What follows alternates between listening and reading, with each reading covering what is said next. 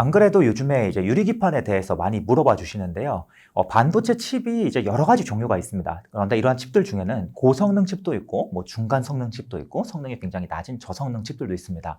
그런데 특히 고성능 칩이요. 무언가 성능이 굉장히 높은 칩들 중에는 또 더더더 고성능 칩들, 적당히 고성능 칩들 여러 가지 종류가 있습니다. 그런데 이 중에서 가장 고성능 칩들이 계속해서 더 성능이 높아지는 과정에서 무언가 여러 가지 첨단 기술들이 계속해서 등장하고 있는데요. 그중 하나가 무엇인가 하면 본래 이 반도체 칩을 만들 때에는 반도체 기업들이 웨이퍼라고 불리는 기판에다가 칩을 만들게 되고 이 웨이퍼에서 만든 칩을 우리가 그대로 컴퓨터나 스마트폰에 탑재하는 것이 아니라 먼저 PCB라고 불리는 기판 위에 붙인 이후에 그리고 이 기판을 통째로 우리가 이제 컴퓨터나 스마트폰에 붙이게 됩니다. 쉽게 이야기하면 모듈화 되었다라고 표현할 수도 있겠죠.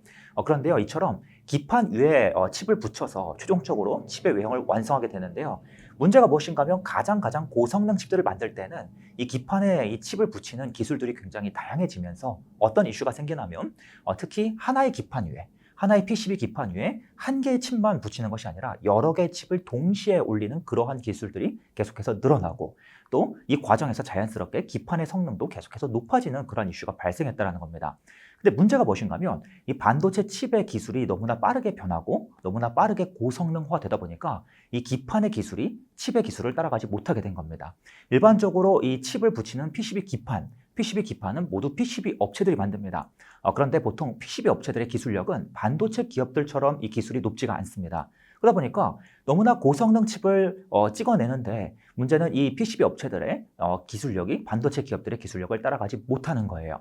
그래서 어떻게 이 기판을 좀 새로운 방법으로 만들까 여러 가지 대안들이 등장했습니다. 가장 대표적인 기술로는 인터포저라고 불리는 좀 어려운 기술도 있는데 죄송하게도 오늘 인터포저를 설명드릴 시간이 없어요. 대신에 제 유튜브에 방문하시면 인터포저에 대해서 아주 친절하게 상세하게 써놓은 영상, 글들이 있습니다. 이를 참고해 주시면 좋을 것 같고요. 쉽게 말씀드리자면 무언가 여러 개의 고성능 칩들을 하나의 기판 위에 붙이는데 이제는 PCB를 쓰기가 어려워. 왜? 성능이 따라오지 못해. 그래서 반도체 기업들이 직접 고성능 기판을 만드는 겁니다. PCB와는 다른 소재로, 다른 기술로 직접 기판을 만든 겁니다. 그게 바로 인터포저인데요. 문제가 무엇인가 하면 이러한 인터포저 기판이 너무나 비쌉니다. 반도체 기업들이 직접 반도체 기술을 이용해서 만들기 때문에 기존의 PCB 기판보다 단가가 10배 이상 높은 그래서 전반적인 CPU, GPU 같은 고성능 칩들의 제품이 팍 뛰어버리는 그런 문제가 발생합니다. 그래서 이에 대한 대안으로 나온 것이 바로 유리기판입니다.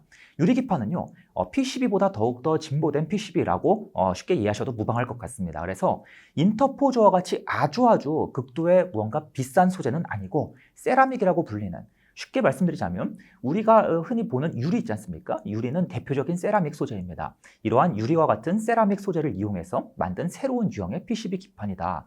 다만 이제 PCB와는 좀 소재도 기술도 조금씩은 다르니까 글라스 기판이다라고 따로 부르는 것입니다.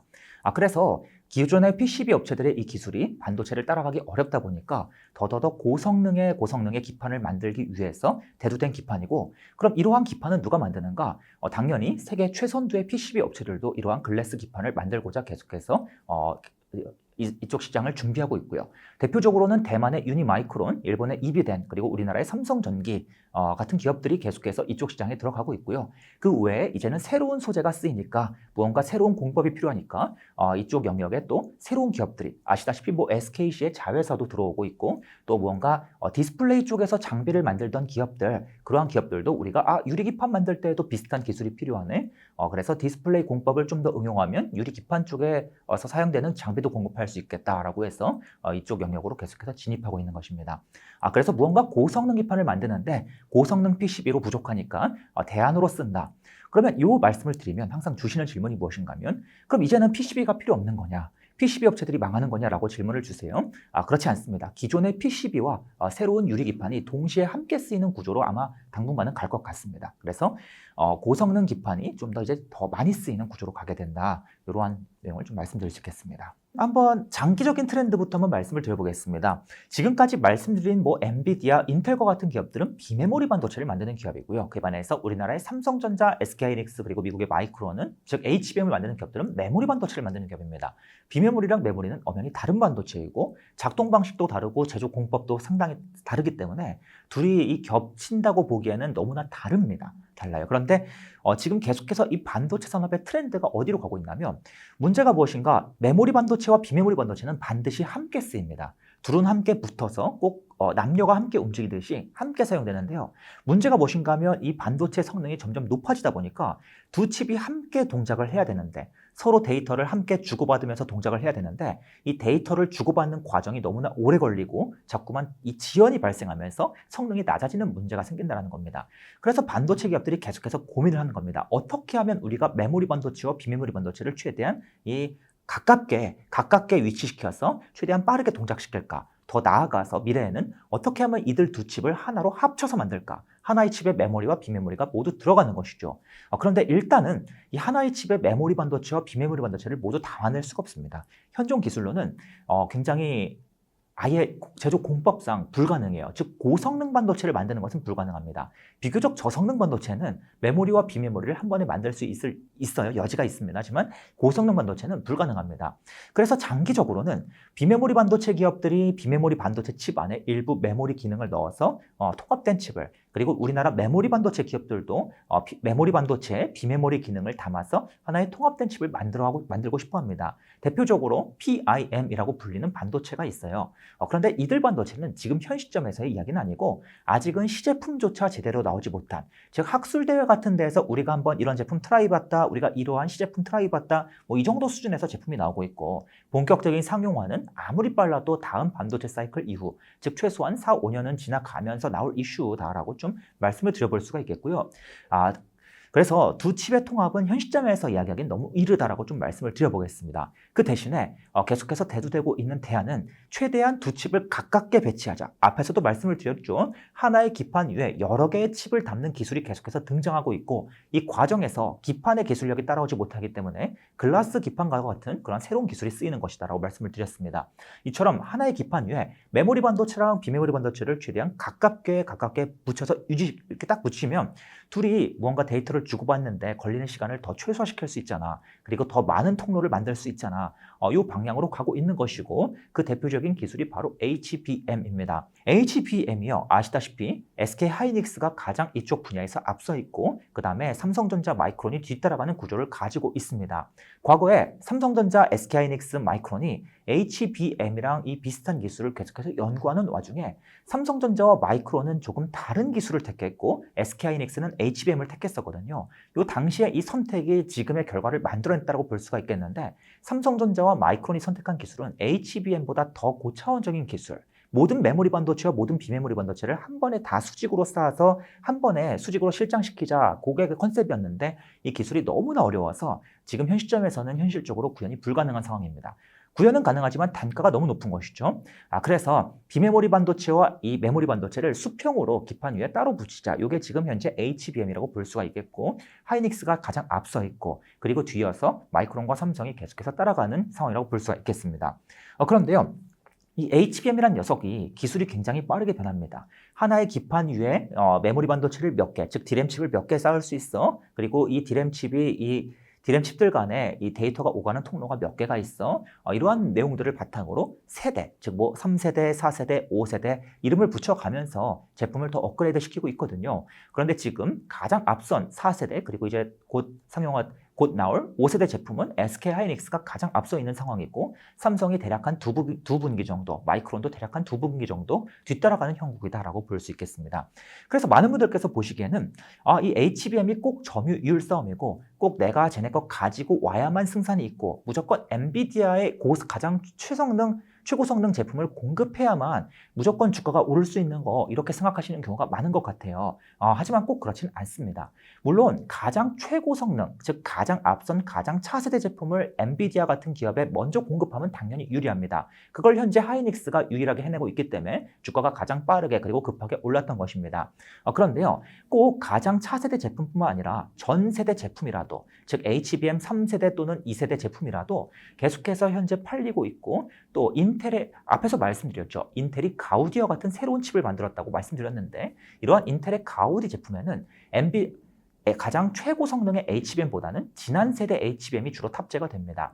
그래서 이러한 인텔이 계속해서 틈새 시장을 중심으로 이러한 가우디 같은 제품을 판매를 확대하게 되면 당연히 HBM 가장 차세대 제품뿐만 아니라 지난 세대 제품들의 판매도 계속해서 확대되는 구조를 가지고 있고, 삼성전자 같은 기업들이 우리가 하이닉스만큼 지금 HBM을 잘 만들지 못하지만 구형 제품이라도 계속해서 팔 여지는 늘어나고 있는 것입니다. 그래서 이 HBM 시장 또한 이 3사가 모두 함께 성장하는 구조를 가지고 있고, 다만 하이닉스의 성장이 가장 가파르고 주가 상승 또한 하이닉스가 가장 크게 오르는 것이 마땅해 보이지만, 그렇다 그래서 꼭 삼성과 마이크론은 주가가 못 올라야 하거나 아니면 HBM 쪽에서 판매량이 전무하거나 이러한 상황은 아니다라고 좀 말씀을 드릴 수가 있겠습니다. 그리고 이제 또 한 가지는요. 그리고 이제 또 한 가지는요, 이쪽 HBM 시장이요, 가장 차세대 제품은 뭐 말할 것도 없고 비교적 구형 제품들까지 이제는 완전한 공급 부족 상황으로 들어갔습니다. 그래서 현재 이 인공지능 서버 업체들이 필요로 하는 HBM의 양이 100이라면 이 구형 제품까지 모두 다 통틀어서, 신형 제품까지 다 통틀어서 공급은 아직 한 4, 50밖에 안 되는 상황입니다. 그 말인즉 당연히 차세대 제품을 공급하는 SK하이닉스는 정말 높은 가격을 부르면서 HBM을 값비싸게 팔 수 있는 상황이고, 그 뒤입고 있는 삼성과 마이크론도 가장 차세대 제품 당장 못 팔더라도 비교적 구형 제품을 그래도 비교적 적지 않은 가격에 판매할 수 있는 상황이 펼쳐지고 있다. 그래서 이 3사가 꼭 경쟁 관계이기 때문에 하이닉스의 주가가 오르면 나머지 두 기업의 주가는 뭐 못 오른다, 뭐 살 이유가 없다라고 이제 말씀하시는 경우가 많이 보이는데, 그건 좀 잘못된 해석이다라고 좀 함께 말씀드려 볼 수 있겠습니다. 삼성전자와 SK하이닉스의 주가를 예측하는 것은 당연히 불가합니다. 제가 항상 말씀드리는 내용이 있어요. 블로그와 유튜브에서도 말씀드리길, 앞으로 반도체 기업들의 주가 또는 디램의 가격, 뭐 HBM의 판매량, 예상 실적을 예측하는 것보다 3년 뒤 6월 30일의 날씨를 예측하시는 것이 정확도가 훨씬 더 높을 겁니다라고 말씀을 드립니다. 다만 우리가 과거의 메모리 사이클을 좀 참고해 보자면요, 분명히 규칙성이 이번에도 또 재현되는 그런 규칙성이 일부 있을 겁니다. 특히 이 메모리 사이클은 공급 주도적인 특징을 가지고 있기 때문에 메모리 3사가 공급을 한번 제어했다, 특히 공급 부족으로 들어갔다라고 하면 보통 이 메모리 반도체의 판매 호황이 얼추 한 2년 이상 지속되는 특징을 가지고 있고요. 이 기간 내내 항상 주가가 오르는 것은 아니지만 이 기간 초중반 부분에는 계속해서 메모리 반도체 기업들의 주가가 꾸준히 오르는 경향이 강하게 나타나왔습니다. 그러한 지난 과거의 트렌드를 그대로 가지고 와서 봤을 때요, 삼성전자가 보통 얼추 메모리 사이클에서 이 밸류에이션 지표 중에 PBR이라는 지표가 있는데, PBR이 얼추 한 1에서 2 사이에서 계속해서 주가가 움직여 왔던, 즉 상승 사이클에서는 1에서 2 정도까지 올라갔던 그런 특징을 가져왔습니다. 그런데 최근 삼성전자가 두 가지 중요한 이슈가 있는데, 첫 번째는 PBR이 1.6 정도까지 상단으로 돌파를 했습니다. 근데 두 번째 더 중요한 이슈가 무엇인가 하면, PBR이라는 지표는 기업들이 순이익을 크게 내면 이 기업들의 자본이 증가하게 되고, 자본이 증가하면 PBR이라는 지표는 또 낮아집니다. 이로 인해서 삼성전자가 보통 메모리 사이클 구간에서, 상승 사이클 구간에서 PBR이 한 20% 정도 낮아지는 효과가 나타났기 때문에 실제 현재 PBR은 1.6보다 더 낮은 대략 한 1.4 정도라고 볼 수가 있겠고요. 그러면 과거의 메모리 사이클의 트렌드를 그대로 가져와서 봤을 때 이번에도 삼성전자의 PBR이 꼭 이까지 도달할 거예요라는 보장은 없지만, 다만 지난 메모리 사이클과 비교해 봤을 때 이까지 간다라고 가정하면 여전히 아직은 주가의 바닥 그리고 가장 고점을 나눠봤을 때 아직은 중반보다 살짝 낮은 구간에 있다. 그래서 이 내용만 가지고 살펴보면 여전히 분명히 상승의 여지는 여전히 남아있다라고 보는 것이 맞겠다. 좀 이렇게 해석을 해볼 수가 있겠습니다. 물론 이 메모리 반도체 사이클이라는 것도, 그리고 주가라는 것도 뭐 정말 이례적인 어떠한 갑작스러운 뭐 변칙이 예외가 발생할 수도 있습니다. 과거에 항상 메모리 사이클이 이렇게 움직였다 그래서 이번에도 꼭 똑같이 움직일 거라는 보장은 없지만, 다만 산업 구조상의 어떠한 변화가 있는 것도 아니고, HBM이라는 녀석이 새롭게 등장하긴 했지만 과거에도 뭐 3D 낸드 플래시가 등장했듯이 뭔가 신제품 효과 뭐 이러한 내용들 크게 다르진 않기 때문에 현 시점에서 봤을 때는 여전히 여지가 있다고 보는 것이 해석이 맞지 않나, 이렇게 좀 보고 있습니다. 쉽게 말씀드리자면 HBM이 지금 시점에서는 굉장한 신기술이지만 이게 지지난 메모리 사이클, 메모리 반도체 사이클이 2016년, 17년에도 크게 있었거든요. 그때로 돌아가 보자면 그 당시에는 3D 낸드 플래시라고 불리는 녀석이 완전한 또 새로운 기술이었습니다. 야, 그런 게 등장해? 그런데 지금은 우리가 낸드 플래시라고 하면 보통 3D 낸드 플래시가 당연히 기본적인 제품입니다. 마치 이처럼 앞으로도 디램이라고 하면 이제는 HBM이 가장 기본이 되는, 특히 고성능 D램 중에서는 이 HBM이 가장 기본이 되는 그런 트렌드를 말씀해 주신 것 같고요. 다만 개인적으로 한 가지 좀 생각이 드는 점은 앞에서 말씀드렸지만 메모리 반도체와 비메모리 반도체의 통합 속도도 굉장히 빨라지고 있습니다. 그래서 HBM은 이 비메모리와 메모리의 완전한 통합은 아니고 여전히 따로 만들지만 기판 위에 한 번에 붙이자 이 개념이란 말입니다.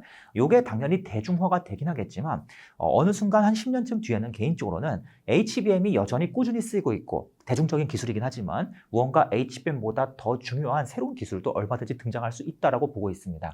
그래서 물론 말씀하신 내용도 맞고 또 우리가 추후에 또 새롭게 주목할 이슈도 등장할 것이고 이렇게 해석하는 게 좀 맞을 것 같습니다. 우리가 삼성전자 주식을 살 때 절대로 삼성전자의 파운드리 사업이 투자 아이디어가 돼선 안 된다라고 계속해서 말씀드려 왔습니다. 일관되게 말씀을 드려왔어요. 그 이유가 여러 가지가 있는데 일단 첫 번째는 파운드리 삼성전자가 지금 파운드리에서 아무리 성과를 낸다 하더라도 삼성전자 전체 사업 규모에 비해서는 굉장히 적습니다. 거기에 더해서 파운드리 중에서도 가장 앞선 첨단 공정을 이용하는 뭐 3나노급 파운드리 같은 경우에는 삼성전자 전체 매출의 1%도 되지 않습니다. 그걸 주목하느니 차라리 갤럭시에 주목하는 게 나을 수도 있어요. 또는 삼성 디스플레이에 주목하는 게 나을 수도 있습니다. 어쩌면 하만이 더 큰 영향을 미칠지도 모릅니다. 그리고 이제 또 한 가지는요. 파운드리는 앞으로 몇 년 내내 계속해서 적자 내지는 큰 흑자를 내기 어려운 부진한 사업으로 남을 가능성이 매우 높습니다. 그 이유가 무엇인가 하면 파운드리를 과거에는 삼성이 정말 잘했지만 기술 변화가 매우 빠르게 일어나는 과정에서 삼성이 너무나 많이 놓친 부분이 있었고 또 파운드리 산업의 어떠한 이 사업이 이루어지는 방식도 굉장히 많이 바뀌었어요. 그 과정을 삼성전자가 따라가지 못해서 지금 TSMC와 격차가 매우 벌어진 상황이고요. 거기에 더해서 또 한 가지 이유는 TSMC가 계속해서 파운드리 사업에 쏟아붓는 금액이 삼성전자가 쏟아붓는 금액보다 무려 3배 이상 많습니다. 1등 기업이 3배 이상의 금액을 쏟아붓는데 무슨 수로 후발주자가 따라갈 수가 있겠습니까? 그래서 파운드리는 뭔가 삼성전자 반도체 사업에서 시너지를 낼 수 있는 사업이긴 하지만 이 파운드리 사업 자체가 굉장히 투자 아이디어가 되긴 당연히 무리이고 더욱더 나아가서 비중 자체가 적기 때문에 삼성전자의 메모리 반도체 사업이 절대적으로 삼성전자의 이익을 크게 올리기도 하고 크게 내리기도 하고 이러한 구조를 가지고 있다. 그래서 삼성전자의 메모리 사업이 당연히 월등히 중요하고 이익을 결정짓는 이익의 변동을 거의 한 90% 수준에서 결정짓는 변수이기 때문에 우리는 메모리만 살펴보더라도 삼성전자 투자에는 손색이 없다라고 말씀을 드리겠습니다. 물론 파운드리 영향이 전혀 없는 것은 아닙니다. 이번 메모리 사이클에 삼성전자의 실적 반등이 다소 늦은 이유는 파운드리의 부진과 적자가 분명히 영향을 미쳤어요. 그래서 삼성 같은 경우는 하이닉스보다 실적의 반등이 훨씬 더 적게 나타났는데 그 이유 중 하나가 바로 파운드리 때문입니다. 많은 분들께서 HBM 때문이라고 알고 계시지만 사실은 파운드리와 낸드 플래시 영향이 훨씬 더 큽니다. 이러한 사이클에서 뭔가 속도 영향을 미칠 수는 있겠지만 그렇다고 해서 커다란 이 사이클의 움직임을 어떠한 구조적인 그런 모습을 변화시킬 수 있는 정도는 아니다. 그래서 파운드리는 현 시점에서 그렇게까지 중요한 이슈는 아니겠다. 더욱이 나는 삼성전자의 파운드리가 잘 나갈 거야 라고 생각하면서 TSMC의 경쟁사로서 삼성전자 주식을 사는 것은 더욱이 위험하다. 왜? 내가 파운드리를 투자 아이디어 삼는 것과 메모리 사이클을 투자 아이디어 삼는 것은 완전히 이 분석 포인트부터 시작해서 모든 내용들이 다 달라지기 마련인데 이익은 절대적으로 메모리에서 결정된다라고 좀 말씀을 드리겠습니다. 삼성 입장에서는 한 분기라고 주장하지만 실제로는 한 2분기, 3분기까지도 내릴 수 있다는 게 지금 현재 시장의 컨센서스이기 때문에 뒤늦게 따라가는 구조. 하지만 앞에서도 말씀드렸듯 HBM 5세대도 당연히 중요하지만 하이닉스가 이 5세대, 4세대 제품을 빠르게 공급하는 게 지금 핵심적인 주가 상승 동력이 되고 있지만 그럼에도 불구하고 구형 반도체를 계속해서 공급하기만 해도 삼성전자 자체적으로 실적의 턴이 크게 발생할 수 있는 요인이고 이를 통해서도 분명히 주가 상승은 나타날 수 있다고 좀 말씀드리겠습니다. 인텔의 이 가우디라는 제품도요, 바로 엔비디아의 H100이라는 인공지능용 반도체를 타겟으로 만든 경쟁 제품이라고 볼 수가 있겠습니다. 그래서 엔비디아는 그동안 GPU라는 기술의 경쟁력을 살려서 계속해서 더 좋은 GPU, 더 성능이 좋은 GPU를 계속해서 만들면서 시장을 장악해 왔는데 인텔은 GPU보다는 CPU 쪽에 강점을 가진 기업이에요. 그런데 인텔이 마냥 CPU는 만들 수 없기 때문에 우리도 GPU 사업을 하겠어, GPU를 만들겠어 라고 했지만 성과가 비교적 미비했거든요. 하지만 우리가 여기서 포기할 수 없다. 대신에 CPU 기술과 GPU 기술을 계속해서 융합하면서 우리가 무언가 좀 더 새로운 인공지능 반도체를 만들어보자 해서 나온 제품이 바로 지금 나오고 있는 가우디 3라는 제품인데요. 이 제품은 엄밀히 말씀드리자면 뭐 꼭 CPU다, 꼭 GPU다라고 분리될 수 있는 것은 아니지만 이 상세한 기능이 GPU 기능에 상당히 많이 할당이 되어 있습니다. 특히 GPU가 이제 여러 가지 작업을 하는데 그 중에서도 행렬 연산이라고 조금 어려운 용어가 나와요. 그러한 연산 작업을 집중적으로 처리해주는 그런 역할을 하고 있고요. 앞에서도 말씀드렸지만 인공지능 이 산업이 발달하는 과정에서 인공지능 서비스를 계속해서 제공하려면 인공지능 서버들이 계속해서 학습의 기능을 거쳐야 합니다. 우리가 수학 문제를 풀기 전에 계속해서 수학 공부를 해야 문제를 풀 수 있듯이 학습을 해요. 그런데 이 학습 과정은 계속해서 방대한 양의 자료를 수집하고 무언가 체계화시키는 과정이 중요합니다. 그에 반해서 뭔가 이 정확도는 살짝 떨어져도 돼요. 쉽게 말씀드리자면 우리가 수학 문제를 푸는데 근해 공식만 외우면 문제를 풀 수 있지 않습니까? 근해 공식이 왜 이렇게 만들어졌는지 정확하게 다 기억하지 못해도 대략 근해 공식이 이렇게 생겼어 하면 수학 문제를 풀 수 있지 않습니까? 학습이 바로 이렇습니다. 아주 정교하게 100% 다 이해하지 못하더라도 비교적 근사한 오차 범위 내에서 많은 양을 학습하는 게 중요한데 이러한 학습 과정에 최적화되어 있는 그러한 반도체가 지금 인텔의 가우디 3라고 볼 수가 있겠고요. 엔비디아의 H100과 같은 제품을 경쟁 삼아서 타겟으로 나온 제품이다라고 볼 수 있겠습니다. 그런데 이 제품이요, 어떤 이슈가 있냐면 엔비디아의 H100이라는 가장 대중적인 이 인공지능 학습용 반도체보다 성능이 대략 한 50%가량 높게 나왔어요. 성능만 보면 당연히 인텔의 제품을 써야 할 것 같지만 앞에서도 말씀을 드렸죠. 이 엔비디아의 언어 개발자들이 여기에 최적화되어 있다. 그래서 현실적으로 인텔의 제품이 바로 엔비디아의 제품과 직접 경쟁을 하기는 조금 어렵다라고 보고 비교적 서버 업체들 중에서도 가장 앞서가는 서버 업체들, 가장 앞서가는 서버 업체들이요. 예를 들어서 구글, 메타와 같은 그러한 기업들보다는 비교적 조금 더 영세한 중소 서버 업체들이나 아니면 서버 사업을 대행해주는 그러한 업체들 중심으로 인텔 제품의 수요가 지금 나타나고 있다고 볼 수 있겠습니다. 그래서 엔비디아는 엔비디아대로 성장하고 인텔은 인텔대로 성장하는 것입니다. 많은 분들께서 엔비디아와 인텔을 자꾸만 이분법적으로 생각하셔서 꼭 둘 중 하나가 잘 나가면 하나는 못 나가는 거라고 생각하시는데 꼭 엔비디아가 1등을 한다 하더라도 인텔의 주가가 못 오르는 것이 아닙니다. 인텔이 지금까지 굉장히 여러 가지 사업을 좀 잘못한 부분이 있었기 때문에 지금보다 더 잘하기만 해도 분명히 주가가 오를 여지는 커질 것입니다. 그래서 각각의 영역에서 강점을 살려나가는 것이지 둘이 꼭 무언가 뺏어서 하나만 나갈 수 있는 구조는 아니다라고 좀 강조드리고 싶습니다. 엔비디아가 기존의 GPU 시장에서 엄청나게 앞서가고 있죠. 특히 이 GPU라는 녀석이 본래는 엔비디아가 가장 최초로 개발한 반도체이고 그 결과 지금까지 엔비디아가 이쪽 시장 1등을 유지하고 있습니다. 시장 점유율이 80% 이상인데요. 이 GPU가 특히 인공지능 시장에서 주목을 받은 이유는 인공지능 시장이 계속해서 무언가 우리한테 다양한 인공지능 서비스를 제공하기 전에 학습 과정을 거칩니다. 즉 우리가 수학 문제를 풀기 전에 수학의 공식이 어떻게 만들어졌는지 학습하는 과정을 거치지 않습니까? 바로 이러한 학습 과정에 특히 GPU라고 불리는 이 반도체가 굉장히 유용하기 때문에 GPU라는 반도체를 만드는 엔비디아가 인공지능 쪽에 GPU를 많이 공급하게 됐던 겁니다. 그런데 문제가 무엇인가 하면 이 GPU 기술을 엔비디아가 독보적으로 잘 갖춰왔고 독보적으로 잘 만들어 왔다 보니까 거기에 대해서 이 GPU라는 반도체를 이용해서 인공지능 서비스를 구현하는데 이 서비스를 만드는 개발자분들이요.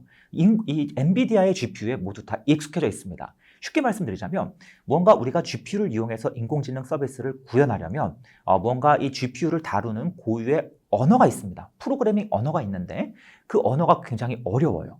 그런데 지금까지는 엔비디아어, 이걸 이제 조금 다른 말로 쿠다라고 부르는데 아무튼 엔비디아의 그 언어에 굉장히 익숙해져 있다는 것입니다. 그래서 이 엔비디아를 이용해서 계속해서 GPU, 인공지능 서버가 만들어지고 그 과정에서 개발자 분들도 엔비디아어에 굉장히 익숙해져 있는 상황이고 다른 언어를 이용해서 인공지능 서버를 구현하기가 굉장히 좀 어려워진 상황입니다. 쉽게 말씀드리자면 우리가 이미 한국어에 굉장히 익숙해져 있는데 갑자기 스페인어를 이용해서 인공지능 서버를 만들자니 너무나 어렵다라는 것이죠. 이게 바로 엔비디아의 경쟁력입니다. 그런데 문제가 무엇인가 하면 엔비디아가 이처럼 독보적으로 경쟁력을 갖춰왔다 보니까 이 GPU 시장이 빠르게 성장하는 과정에서 엔비디아의 GPU가 너무나 독보적으로 쓰이고 그 과정에서 엔비디아의 거의 독점에 가까운 구도가 만들어지고 그 과정에서 엔비디아의 이 GPU가 가격이 막 3, 4배 이상 급격하게 튀어버리는 그리고 누구나 엔비디아 제품이 아니면 인공지능 서버를 구현하기 매우 어려운 그러한 상황이 되었다는 것이죠. 그래서 현실적으로 인공지능 서버를 구축하는 사람들 입장에서는 엔비디아어에 굉장히 익숙해져 있고 엔비디아 제품이 아니면 쓰기가 매우 매우 어려운 상황이 반복되어 왔어요. 그러다 보니까 AMD나 인텔 같은 다른 기업들이 우리도 뒤늦게 계속해서 엔비디아를 따라서 성능이 좋은 GPU, 성능이 좋은 뭐 비슷한 뭐 TPU, 뭐 어려운 용어들이 나오는데 아무튼 비슷한 제품들을 계속해서 내놓고 있지만 현실적으로 바로 엔비디아의 제품을 대체할 수 있는 것은 아닙니다. 물론 심지어 최근에 AMD와 인텔이 내놓은 제품이요, 놀랍게도 엔비디아 제품보다 성능이 더 뛰어납니다. 무려 50% 이상 뛰어난 제품까지도 나왔고, 또 요즘에 이 서버가 전력 문제가 굉장히 심각합니다. 전력 소모가 너무 크다 보니까 미국 내에 지금 전기가 부족해요. 그래서 대규모 전력 설비, 전력망 투자를 집행하면서 우리나라 전력기기 업체들의 주가도 많이 올랐지 않습니까? 이러한 상황에 부딪혔는데 AMD와 인텔이 만든 이 제품들은 전력 소모량도 더 낮기 때문에 서버 업체들한테 훨씬 더 유리한 점이 많습니다. 그럼에도 불구하고 엔비디아의 제품을 쉽사리 인텔 또는 AMD 제품으로 대체하기 어려운 이유는 바로 이처럼 엔비디아가 제공하는 언어, 즉 소프트웨어 기술이 굉장히 막강하기 때문이다. 개발자분들이 모두 여기에 푹 빠져 있기 때문이다라고 말씀을 드릴 수가 있겠습니다. 그럼에도 불구하고 AMD와 인텔은 계속해서 조금이라도 더 틈새를 공략하고 있는데요. 실제로 뭐 예를 들어서 뭐 구글이나 메타와 같은 거대한 서버 기업들 말고요, 우리나라에도 수많은 중소 인공지능 서비스 업체들이 굉장히 많아지고 있습니다. 우리도 다양한 인공지능 서비스를 구현해 볼게, 만들어 볼게, 정말 많은 기업들이 있는데 이러한 기업들 입장에서 슬슬 지치는 겁니다. 엔비디아의 GPU를 사오기도 힘들고 가격도 너무나 올랐고 엔비디아의 GPU를 사오려고 하니까 지금 막 1년, 2년씩 기다리라 그래요. 우리는 하루빨리 서비스를 출시하는데. 그래서 이러한 비교적 규모가 작은 업체들부터 서서히 AMD의 제품, 그리고 나아가서 인텔 제품까지 조금씩 손을 대는 그러한 모습이 좀 만들어지고 있다. 그리고 보통은 개발자분들의 역량이 아무래도 커다란 서버 기업에서는 굉장히 높지만 비교적 작은 그러한 인공지능 업체들에서는 좀 더 다양한 개발자분들을 쉽게 데려올 수 있다 보니까 아무래도 AMD와 인텔의 제품을 조금씩 한번 트라이해 볼 수 있는 그러한 분위기는 일부 형성이 되고 있습니다. 그래서 쉽게 말씀드리자면 엔비디아의 이 GPU 독보적인 경쟁력이 깨질 수 있는 것은 독보적인 경쟁력이 현실적으로 깨지기는 쉽지는 않다. 하지만 AMD와 인텔은 틈새를 중심으로 공략하고 있고 이들 기업이 모두 함께 동반 성장하는 그런 구조를 가지고 있다라고 먼저 말씀을 드려볼 수 있겠습니다. 우리는 투자자이지 않습니까? 기술이 계속해서 성장하더라도, 산업이 계속해서 성장하더라도 항상 그 관련 주가가 계속해서 꾸준히 성장하는 것은 아닙니다. 2차 전지 산업이 앞으로 계속해서 성장하겠지만 에코프로의 주가가 크게 올랐다가 다시 빠졌지 않습니까? 이처럼 무언가 주가가 오르락내리락 하는 이슈가 발생하는데 특히 언제 엔비디아의 주가가 한 번쯤 내리락을 경험할 수 있을 것인가, 또 많은 고민이 있을 것 같아요. 그런데 이 엔비디아의 제품, 이 독점이 깨져서 경쟁력이 약해져서 라기보다는 무언가 이 경쟁 제품이 계속해서 등장하는 과정에서 엔비디아 제품의 가격 인상이 급격하게 이루어졌는데 무언가 이제는 경쟁 제품의 효과가 조금씩 늘어나게 되면 엔비디아가 여전히 막강하더라도 가격 인상이 지금처럼 급격하게 일어나기는 점점 어려워질 수가 있을 겁니다. 지금 이야기는 아니지만 몇 개월 뒤 또는 몇 년 뒤에 충분히 가능한 시나리오가 될 거예요. 아마 그 시기에는 조금 한번 엔비디아의 주가가 조정을 거칠 가능성은 있다. 이렇게 한번 좀 말씀을 드려보겠습니다. 하지만 그렇다 그래서 엔비디아의 어떠한 독점적인 경쟁력이 깨진다고 보기는 매우 어렵다라고 말씀을 드릴 수 있겠습니다. 말 그대로 조정은 조정인데 단기 조정이라고 볼 수가 있겠죠. 시장이 계속해서 급격하게 성장하는 과정에서 얼마든지 조정은 발생할 수 있고 또 가격이 비싸질수록 사소한 이슈에도 주가가 한번 크게 휘청이기 마련인데요. 지금 이 산업의 성장 그리고 엔비디아가 이 계속해서 독점적인 이 구조를 유지하고 있는 이유 중 하나는 엔비디아가 또 몇 개월 뒤면은 또 신제품을 출시합니다. 기존 제품보다 성능이 무려 5배 이상 높은 제품을 출시하게 된다는 것이죠. 그러면 AMD랑 인텔이 성능이 높은 제품을 내놨다고 하지만 이 엔비디아의 제품을 기다리는 수요도 굉장히 많다는 것입니다. 야, 신제품이 나왔어? 그래도 우리 몇 개월 더 기다려보자. 엔비디아가 더 좋은 제품 출시할 것 같아. 우리 그거 쓰자. 라는 대기 수요도 있기 때문에 이러한 과정에서 무언가 이슈가 자주 등장하다 보면 당연히 주가는 조정을 거쳤다 또 성장하고 이런 모습을 나타내기 마련입니다.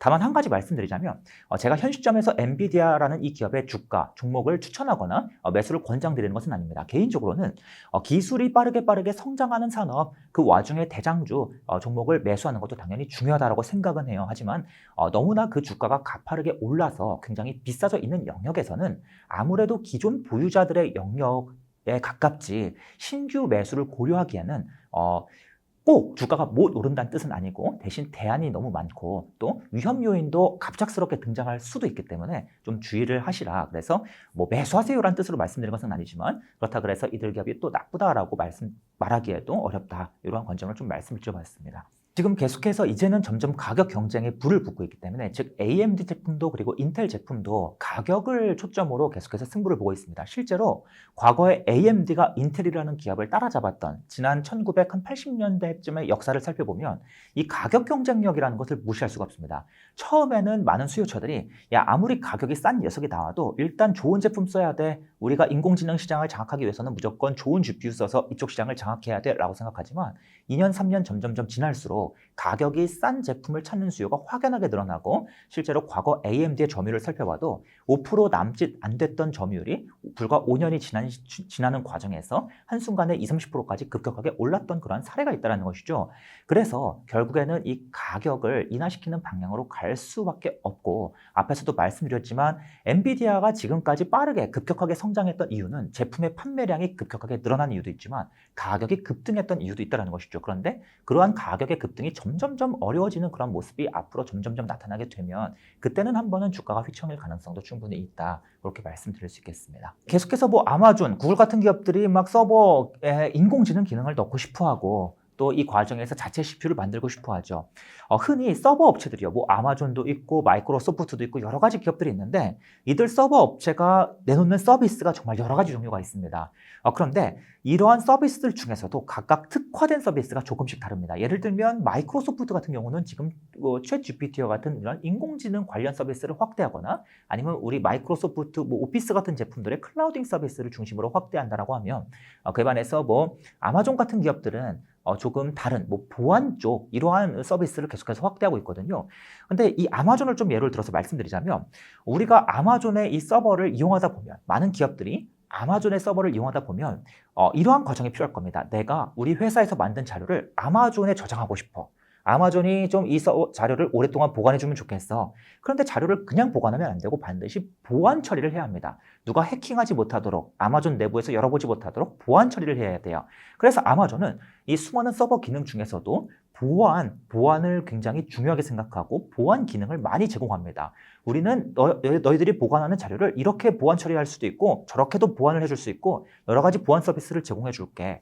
그래서 이 기업들이 데이터, 이 파일을 저장할 때마다 다 이 암호화시켜서 보안을 만들어준 이후에 저장을 시켜준다는 것이죠. 그런데 문제가 무엇인가 하면 아마존 같은 기업들이 인텔의 CPU, AMD의 CPU를 이용해서 이러한 작업을 해주려고 하다 보니까 이 CPU들이 과부에 걸리는 겁니다. 이 CPU는 범용 CPU예요. 여러 가지 서버들에 공통적으로 사용될 수 있는 이런 기능도 해 저런 기능도 해 여러 가지 기능들을 동시에 처리하는 범용 CPU인데 아마존은 지금 보안 처리에 굉장히 많은 작업을 할당해야 한다는 것이죠. 근데 이 CPU들이 우리가 보안 작업을 저렇게 많이 수행해야 돼? 야, 우리는 보안 작업을 저렇게 많이 수행할 수 없어. 다양한 기능을 수행하는 데 최적화되어 있단 말이야. 그래서 이 보안 관련 이 역할을 수행하는데 애를 먹는다라는 겁니다. 그래서 아마존은 생각한 겁니다. 야, 우리가 아예 무언가 보안 기능에 더 특화된 그러한 CPU를 만들자. CPU가 보안과 관련된 역할을 더 집중적으로 담당하도록 CPU를 만들자. 이처럼 특화된 기능을 구현하기 위해서 자체 CPU를 개발하게 된 것입니다.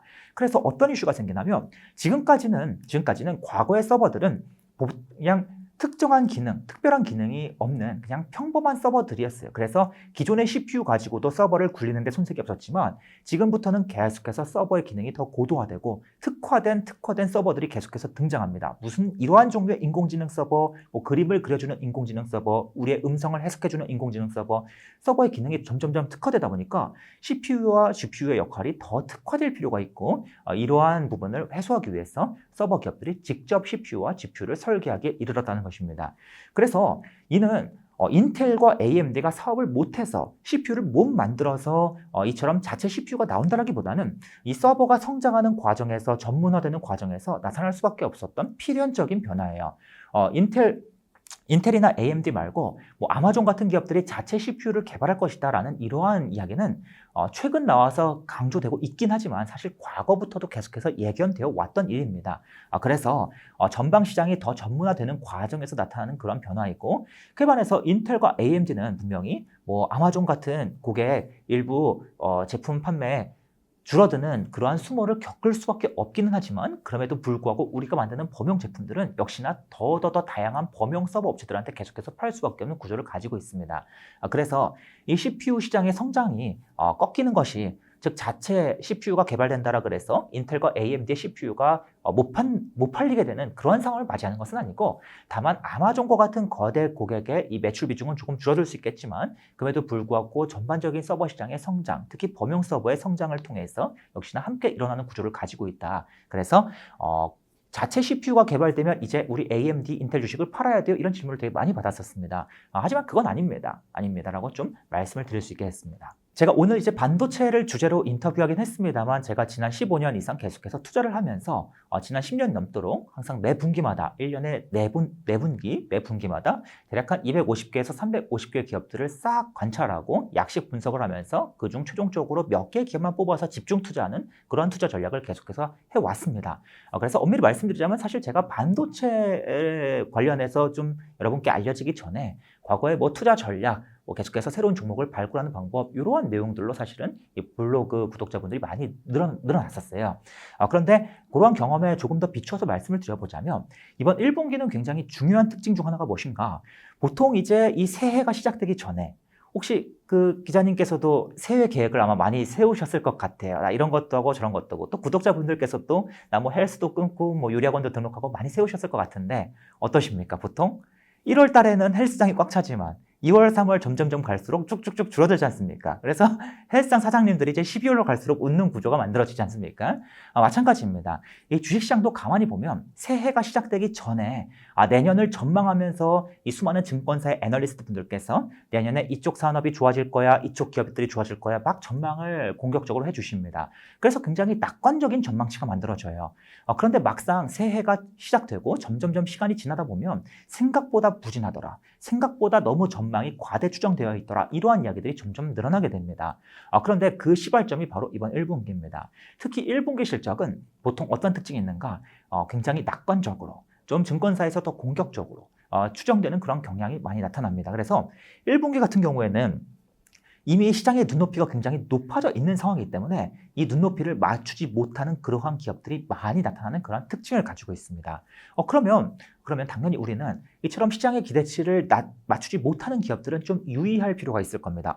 혹시 너무 과대 추정될 거 아닐까? 이쪽 산업을 너무 다 긍정적으로만 바라본 게 아닐까? 이 부분을 우리가 생각할 수 있어야 하고요. 또 한 가지는 그에 반해서 시장의 기대치보다 더 높은 서프라이즈 실적을 막 나타내는 그런 기업들도 많이 있습니다. 그러면 우리는 이렇게 생각할 수 있습니다. 아니 1분기는 상대적으로 좀 이 눈높이가 높아져 있는 상황인데 그럼에도 불구하고 더 높은 실적을 발표했다고? 야, 이거 무언가 생각보다 더 좋은 이슈가 있는 것이 아닐까? 생각보다 무언가 이 영업 환경이 빠르게 좋아지는 것은 아닐까? 이러한 관점으로 즉 어닝 서프라이즈 기업들에 우리가 좀 더 주목해보는 그런 전략을 가져볼 수 있다는 것입니다. 그뿐만이 아닙니다. 또 한 가지는요. 1분기가 굉장히 중요한 방향성이 이 시장의 방향성을 나타내는 이유가 무엇인가 하면 1분기가 굉장히 재밌는 게요.